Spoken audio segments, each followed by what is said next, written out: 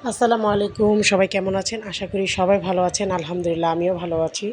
তো আজকে আমাদের পিজার ক্লাস ছিল। আর আজকে ক্লাসে আমি সবচাইতে লেট ছিলাম।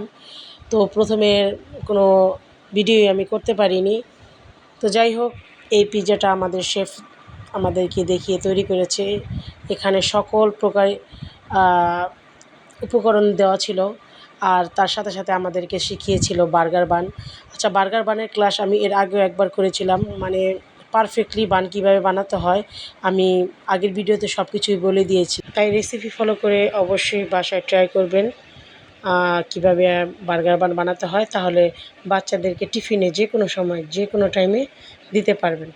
তো যাই হোক, আমাদের বানগুলো অনেক, অনেক সুন্দর হয়েছে আলহামদুলিল্লাহ। সবাই ভালো থাকবেন। আরেকটা কথা, সবাই এখন বলবেন যে আমরা রেসিপি কোথায় পাবো?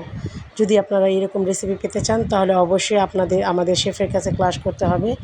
আর যেহেতু আমাদের এটা ১ম ব্যাচ, ২য় ব্যাচও খুব শীঘ্রই শুরু হয়ে যাবে। যদি কেউ ক্লাস করতে আগ্রহী হন আমাকে জানাবেন। ভালো থাকেন।